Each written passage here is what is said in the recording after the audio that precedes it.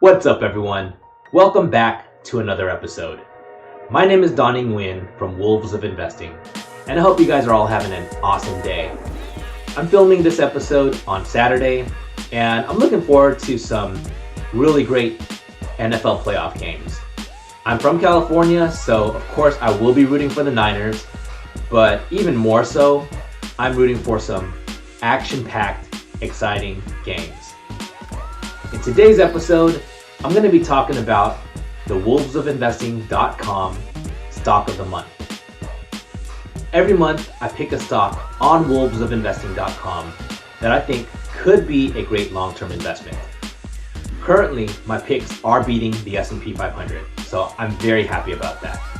You can check out all of my past picks on wolvesofInvesting.com. A link is in the video description.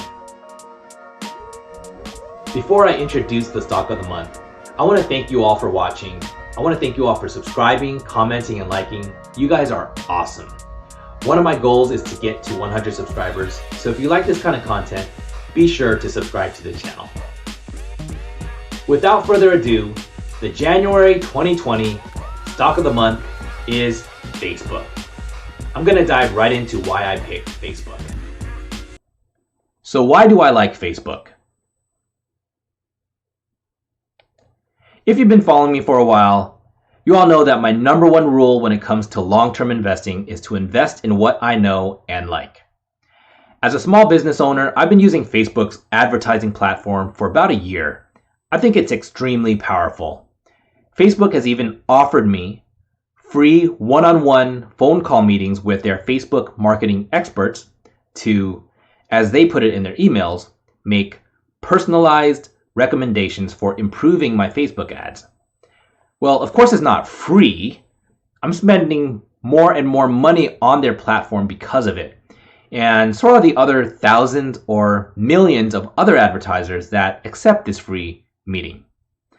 As someone who's also used Google's ad platform, I think that Facebook's ad features, targeting, and cost effectiveness are way more powerful than Google's. It seems to me like only a matter of time before Facebook's ad revenues surpass that of Alphabet's. Alphabet, of course, being the parent company that owns Google. According to eMarketer, ranked by US net digital ad revenue share in 2018 and 2019, Google is number 1 and Facebook is number 2. And Google actually dropped a little bit. In 2018, they had 38.2%, and that dropped to 37.2% in 2019, whereas Facebook went up a little bit. In 2018, they had 21.8%, which increased in 2019 to 22.1%. The second reason I picked Facebook for the stock of the month is that it has a huge competitive moat. Facebook is the dominant social networking company. It's already beaten out former players such as MySpace and Friendster, and even Google+. I don't really know anyone who really used Google+.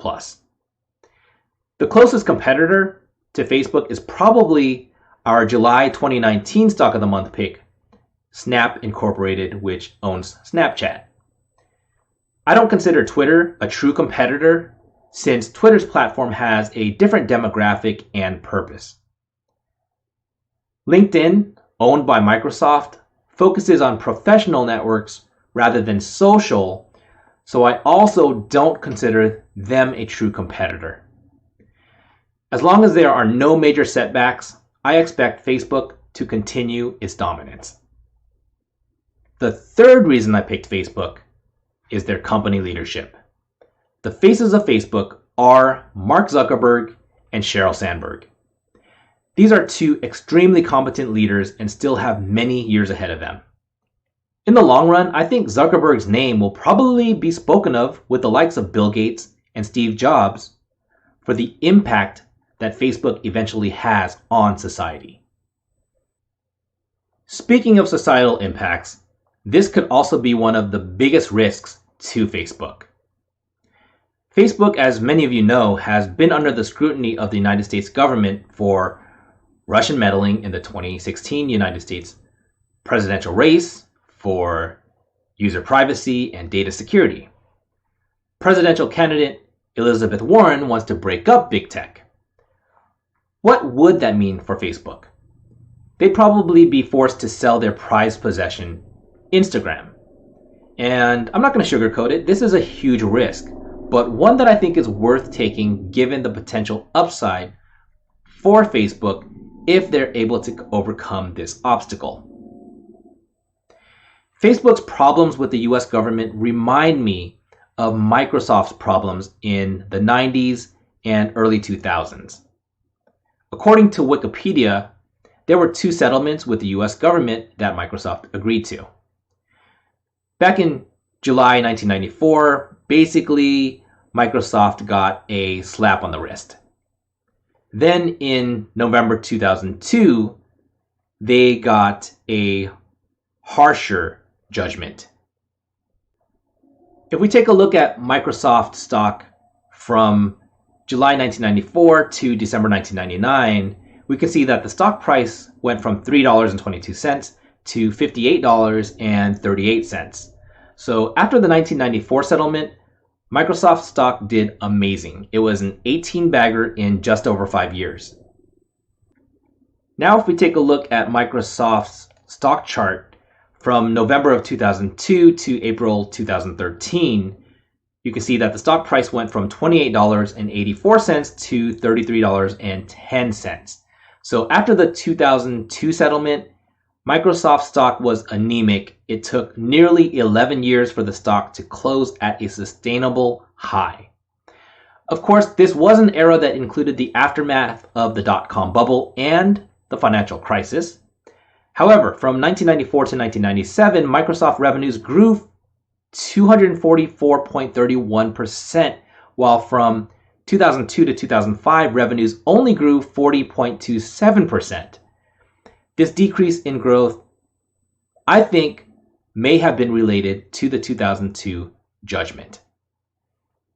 So the question is, will Facebook's current run-ins with the US government be more like Microsoft's story after 1994 or Microsoft's story after 2002? It's hard to say, and investing in Facebook definitely comes with this risk.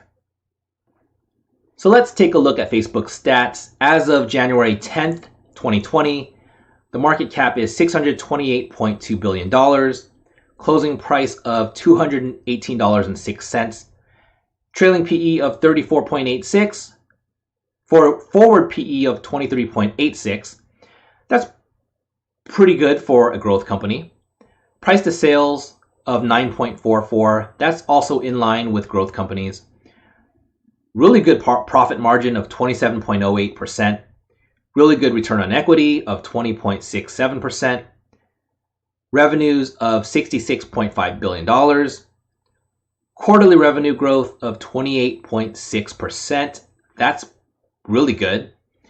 Total cash of $52.27 billion and total debt of $9.13 billion. So that's also very good. They're definitely going to be able to pay off their debts. Diluted EPS of $6.26. Quarterly earnings growth of 18.6%. Total debt to equity of 32.36%. And levered free cash flow of $14.29 billion. So Facebook is a solid company. They've got solid financials. Looking into the future, I think that their strong revenue and earnings growth will continue given Facebook's strong leadership and dominance in the market. So that's all for today.